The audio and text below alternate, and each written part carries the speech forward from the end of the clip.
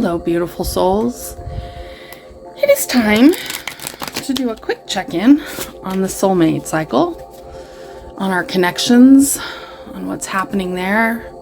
We've got Venus going retrograde on the 19th, so I will be entirely honest with you. Everything is pretty stopped. The energy is pretty quiet. It's pretty still in most cases, and I don't really expect it to pick up much for a while. And when it does pick up, you've got to realize that Venus will be going backwards. So this is that time of year and a half, 2 years. Venus goes retrograde every other year. So this is about that time when, the warnings go out. Be careful of people coming back into your life. It's usually for closure or it's a trick. Be careful about starting new relationships. I certainly would not get married during a Venus retrograde, but that's just me. You do you. I'm just putting it out there. So with that in mind, I'm going to do a 4-card spread. The first card will be about your connection. The second card will be about your person. The third card will be about you. And the fourth card will be the most likely outcome from this moment with the energies in play as they are. Obviously, free will comes into it, and it could be anybody's guess. But I'm going to give you the best layout I've got for that. This is just a kind of a quick check-in. So this first one is the connection. I've got on the bottom of the deck the energy of the Queen of Pentacles, which is absolutely gorgeous. Very nurturing vibe right there. Underneath that, you've got the 7 of Wands. My guides lately have not wanted me using reversal, so I'm going to flip that one around. 7 of Wands. It's time to stand in what you know is true, and don't let others take you down. Beneath that, we've got the Hermit, and below that, we've got the Hanged Man. The Hermit. Nurture yourself, stand your ground, spend time alone if you need to nurture yourself, to nurture this connection in the ethereal, and wait for the epiphany, wait for the breakthrough. This may be, through Venus retrograde, but it's a long retrograde until she comes out of shadow again. Won't be until March. So set your sights, accordingly. This is the card representing the connection. And we've got the Wheel of Fortune. That's destiny. The card representing your person and their energies right now. Oof, 5 of Pentacles. Representing you, we have the 3 of Wands. And representing the most likely outcome, we have the Fool. Which, if you're not overly familiar with tarot, the Fool does not mean you're a fool for believing in this connection. It's a beginning card. It's an initiate. It's somebody who's starting a new journey. That's not a bad card at all to fall in this place. And it's Major Arcana. We started and ended with Major Arcana. And I think that is a very good sign for these connections. I'm going to go ahead and clarify in just a second, but I'm going to briefly just go over what we've got here. Your connection is destiny. Your person right now is feeling locked out in the cold, but quite frankly, they most likely did it to themselves. These connections are very intense. There's a lot of fear. There's a lot of back and forth. There's a lot of separation. It's the runner-chaser dynamic or the runner-waiter dynamic. They've done this to themselves. If you look at this card, the key for the card is the door is right there. But it's more complicated than that. It's more complicated. The card that represents you is the 3 of Wands. You're waiting for the right wave to go out on your surfboard. And a lot of these cards, it's you're waiting for your ship to come in. You're waiting for this person to come out of the cold so that you can start your journey together at the beginning. That's a pretty standard read on these particular connections at this point in time. And I've been doing this for, since 2012, so almost a decade. And I think people get a little confused as to why everybody's situation is so similar. It's because the energy around these relationships, the energies around this sense of the twin flame or the soulmate or the great loves, the energy moving around us is the same energy. We're all swimming in the same fishbowl. The water is the water. how each of us individually handle the water, how each of us individually handle and navigate the terrain, that's where you'll find variations. And this, of course, is a general reading, so you need to take what resonates for you and leave what does not. We're going to go ahead and start to clarify. We've got the High Priestess and the Three of Cups. We'll come back to that in just a second. I'm going to put the clarifiers out for all of these cards. We've got the Page of Wands and the Knight of Wands. Interesting. Okay, next up, clarifying for your card, we have Death and Rebirth and the Two of Wands. And on our outcome, we have the Nine of Pentacles and the Magician. Remembering that crossing energy for the entire reading is the nurturing Queen of Pentacles.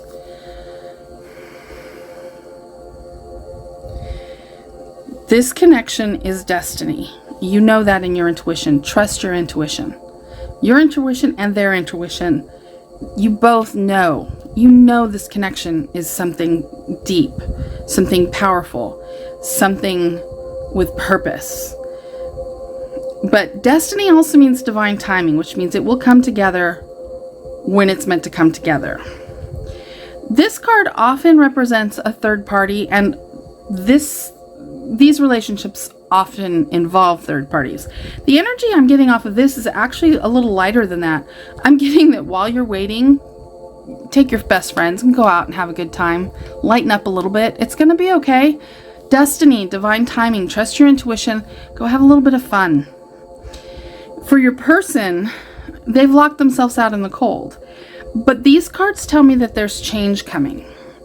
The Page of Wands is, in this particular deck, there's a lot of energy being amped up in this card. With her throwing, well, I don't know, she's probably just throwing it in the air, but it always strikes me as like a javelin thrower. This is magic. She's revving up a lot of magic. A lot of energy is getting ready to move, but it hasn't moved yet. It's still there in the card. There's a lot happening here. There's a lot of movement coming in this card. The Knight of Wands does say that they're moving towards you, but the Knight of Wands is the slowest card in the deck. But you got to remember, slow and steady wins the race. And I will take you back to divine timing. No matter how fast they go or how slow they go, it comes together when it's meant to come together. And both parties on both sides usually have work to do to make reunion actually happen.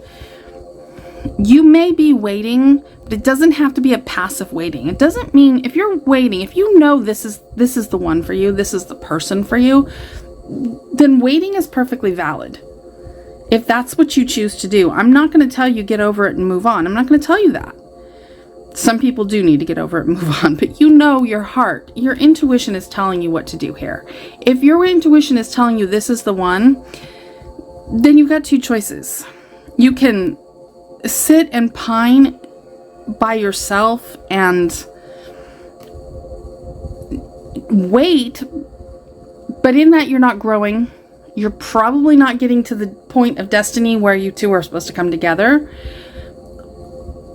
This is about active waiting. This is about, okay, the ship hasn't come in yet, but are you ready to accept the ship when it does come in? Are you ready for the wave? Have you taken the surfing lessons? Is your board waxed properly? Is your suit the right suit for the weather that's going on right now? All of the preparations to be able to catch that wave and ride it all the way into the shore. Do you have that together? Because if not, that's what Spirit's calling you to do right now. Given that the Death and Rebirth card is on top of this card, I would say that you do not. So I would highly suggest and or recommend spending some time in meditation. Because the other one on here is the Two of Wands. You have a choice to make. The Two of Wands is you have to let go of one of the two things. You can't hold on to both. Now, if we come back to this connection, I'm going to ask you again, are you sure this is your person? Or Are you holding on to be stubborn out of ego, out of how much work you've put into this relationship, how much time you've lasted on it? You need to ask yourself these questions. And with the Death card here, it's serious. You need to be excruciatingly honest with yourself. Like I said, I'm one that supports waiting, as long as it's active waiting, as long as you're taking care of you and your life and you're not sitting around. As long as you're moving forward in your spirituality, with your other relationships, in your career, in the things that matter to you and the things that you're passionate about, you don't have to date somebody else. You don't have to get in a different relationship. Being happy and single is absolutely valid. And in fact, we'll come to that in just a minute. But with this Death and Rebirth card here, I feel Spirit really calling you, challenging you to look deeper. What choices are in front of you right now? Is there some wonderful opportunity, maybe with travel, because you've got the globe in here, that you're afraid of or kind of stepping away from because you want your person? Because in this moment, you're needing to make a choice here. If you're in a situation of waiting, it's perfectly valid to choose this path and let this one sit. Because I guarantee you that if it is destiny, this wand comes back around. This path comes back around again. But this path may take you to a better place, to a more prepared place, to be ready for your great love experience when that actually does come to you. The most likely outcome I have here is, it's the Fool, it's the Initiate, it's a new journey. And whereas with the first 4 cards, you could read that as your twin flame, your soulmate situation is coming to a new beginning.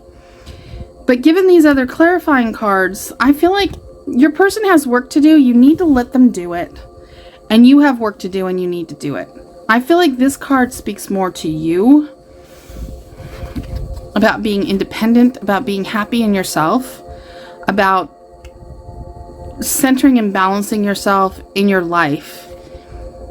In a life that's truly beautiful and makes you happy, and that absolutely has a spot for your person to come into once they've taken care of their stuff. A life that doesn't feel sad because somebody is missing, but is beautiful and happy and that you can invest in.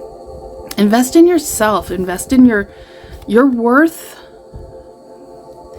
I feel like, female friendships can be very underrated at times because they can get a little catty and they can get a little transient at times, but they can also be the best thing. We are so blessed by our female friendships. No offense, men. But men friendships don't tend to be the same. A soulmate type of female friendship is one of the biggest blessings of my life. My best friend Amy and I would be lost without that relationship, without that friendship. And I hope she feels similarly. I think that we're good for each other. I think that we balance each other out. And we give each other permission to be who we are and to explore and to travel and to grow. Those are beautiful things. This card here, the Magician is the card that comes right after the Fool in the Major Arcana. Like that. This is a card of alchemy. It says that you already have everything that you need. So what I would ask you is to stop for a minute, to take a very deep breath, to feel all the love that you feel for your person, and know that that's okay. It's not shameful. It's not stupid. Now feel that. And look past that at the love you have for yourself and the love that you have for your life. Is it on par? Is it balanced?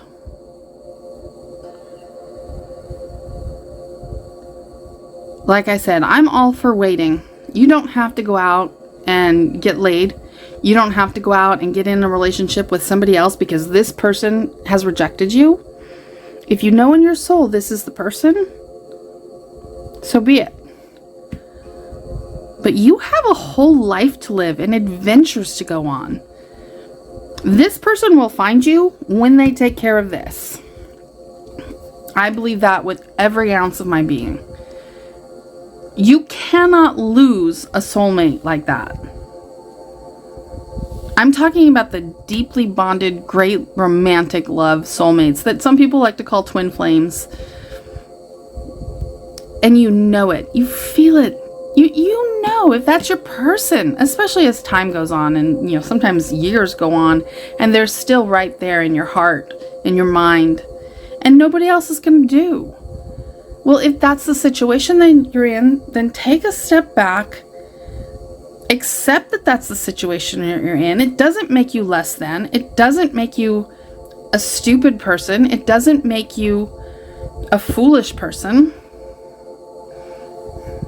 Take that, put it over here. That is a part of you. It's a part of your heart. It's part of your soul. It's part of your life. But you still have all of this.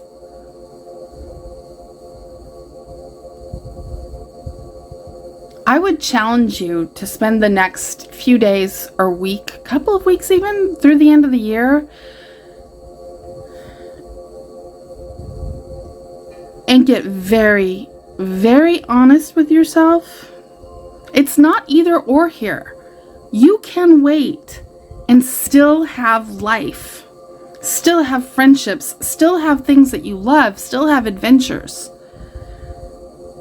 You can still be fully satisfied.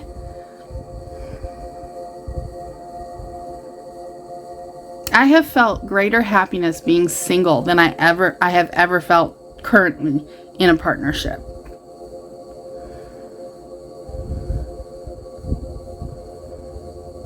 And I get it. I get it. I have one of these. And yes, I think about him multiple times every day. But I'm also the embodiment right now of the Nine of Pentacles. I love my life. I love my friendships. I love my spirituality. I love my gifts. I love this journey. And that is a hard thing to come to. It's a long journey. You have to honor where you are on the journey. I first ran into my twin flame in 2012. So, this is way down the path for me. I've had a lot of time to study and reflect and heal and move forward and stop and get stuck and turn around. And it's a journey. It's a journey I imagine lasts the rest of your entire life from the time you meet this person, because I don't think your world is ever entirely the same after you meet these kinds of soulmates. And that's okay. But look out for yourself. We are in the midst of this huge planetary shift right now. So much is changing on the planet. And I think these soulmate relationships are coming together closer, especially some that have been going on for a long time. There's a particular thread that I see really starting to come together over the next 3 to 4 months. Things that you may have been waiting for a very long time, I think are going to turn around. So don't waste this time now. Be ready. Make sure you're ready for that wave to come in, because I do think that it's coming. I believe that. I think by March or April, I think that many of us are going to see shifts in our soulmate cycles. So take some time. Get very, very honest with yourself and with spirit. Ask God what your truth is. Who are you? What is your whole of your half, if that makes sense?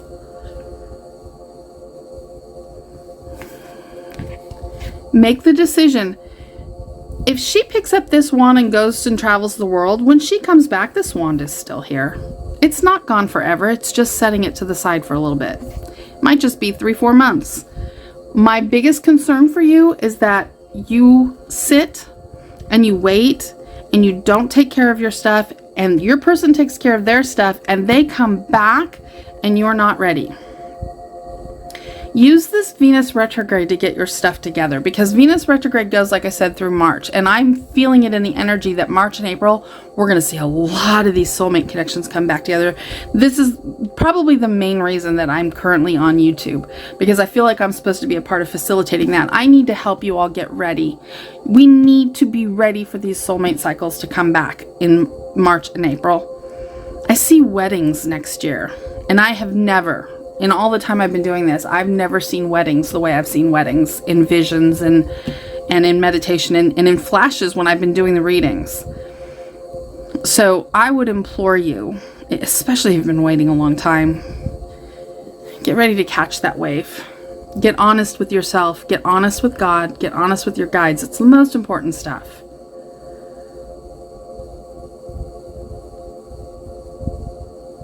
I'm sending you my love. I'm sending you beautiful, gentle waves of vibrant energy. I am grateful that you're here, and I'm grateful that Spirit has provided me this channel to aid in this cycle, to once again bring me back to working with people in soulmates and twin flames. I appreciate you all, and I will see you on the next video.